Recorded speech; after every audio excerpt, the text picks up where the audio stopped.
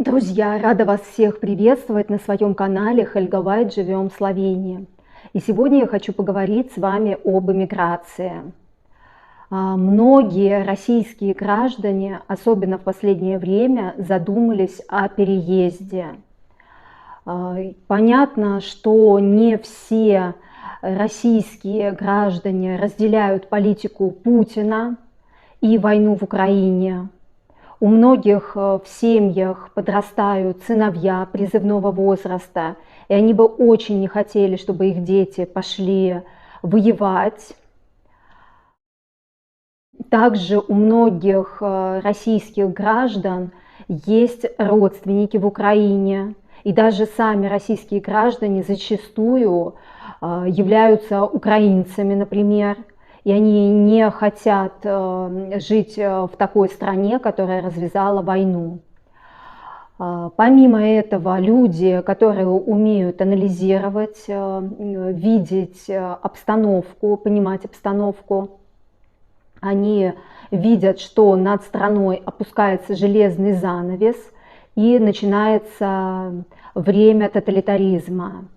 Например, я бы очень не хотела в такой обстановке растить своих детей, которых бы заставляли в садиках и школах рисовать символику, выстраиваться в форме буквы Z, чтобы мои дети не могли сказать свободно то, что думают, чтобы их не заставляли писать доносы.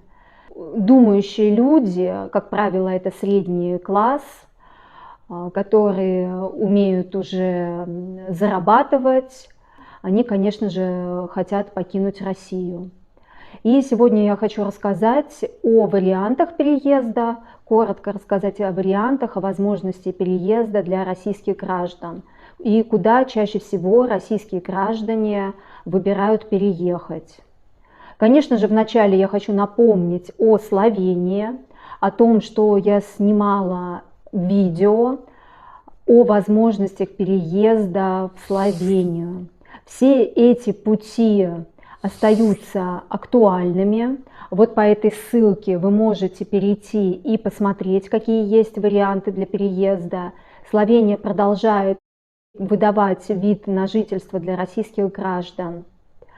Если вы серьезно нацелены на переезд в Словению, то можете писать мне в директ, и я дам вам контакт иммиграционного консультанта, который подберет программу конкретно для вашей семьи, расскажет, какие есть особенности и поможет вам с переездом. На второе место я поставлю далекую страну Доминикана. В эту страну достаточно просто получить визу. И одним из плюсов переезда в эту страну является то, что вы можете в качестве дохода предоставить деньги, которые вы получаете за аренду жилья в России. Это один из плюсов. Продлевать вид на жительство нужно ежегодно.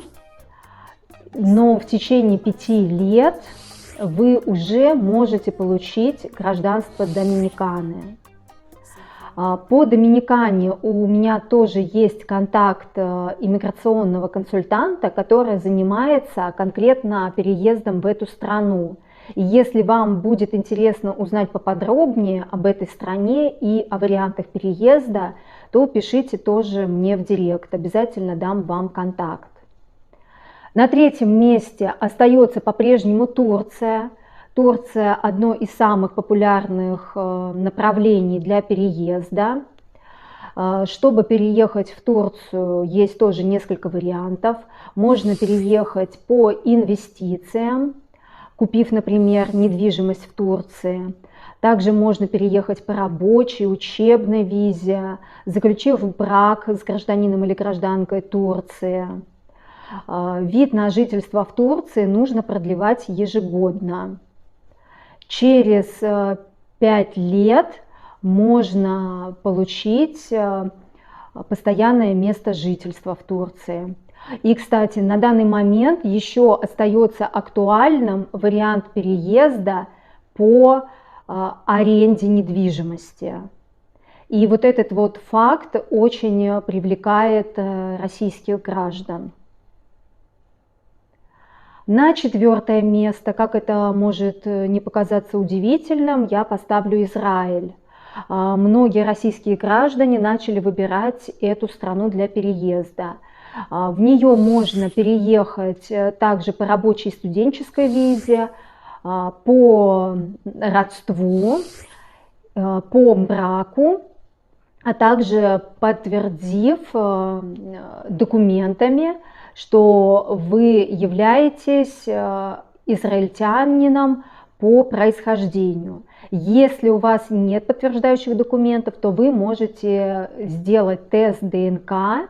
И если этот тест подтвердит вашу принадлежность к израильтянам, то это тоже дает вам право на получение гражданства в этой стране. Очень много россиян выбирают переезд в Грузию. Чтобы переехать в Грузию, есть несколько вариантов. Можно переехать по учебе, по работе. Очень востребованы специалисты сферы IT. Также можно переехать через бизнес, открыв бизнес в этой стране, или через инвестиции. По инвестициям есть некоторые требования. Недвижимость должна стоить не менее 150 тысяч лари, что соответствует примерно 5 миллионам рублей. Прожив в стране 3 года, можно подавать документы на ПМЖ, предварительно сдав экзамен на знание грузинского языка. ПМЖ выдают сроком на 10 лет. И, конечно же, в Грузию можно переехать также по браку. Очень популярным направлением также остается Португалия. В Португалии есть несколько вариантов получения вида на жительство. Это рабочая виза, студенческая виза. Можно открыть свой бизнес, также переехать через инвестиции. И есть возможность подтвердить свой статус фрилансера и переехать в Португалию как фрилансер. Через 5 лет проживания в Португалии можно получить постоянное место жительства. Но обязательно, конечно же, нужно будет сдать экзамен на знание португальского языка. Очень интересно, что в Португалии ПМЖ выдают бессрочно. Например, в нашей Словении ПМЖ выдают всего лишь сроком на 10 лет. И через 10 лет его нужно продлевать, если вы не успеете в течение 10 лет получить гражданство. Друзья, конечно же, переезд – дело очень непростое, энергозатратное, финансово затратное. Очень зачастую просто страшно покидать страну, в которой ты родился, в которой ты вырос. Но обстоятельства, к сожалению, многих людей заставляют это сделать. Я желаю вам удачи в этом непростом деле, в этом непростом решении. Если у вас будут какие-то вопросы, не стесняйтесь, пишите.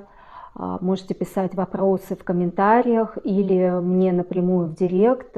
Постараюсь на все ваши вопросы ответить. Если мое видео было для вас интересным и полезным, то не забывайте, пожалуйста, ставить лайки, подписываться на канал. И до новых встреч! Ты со мной.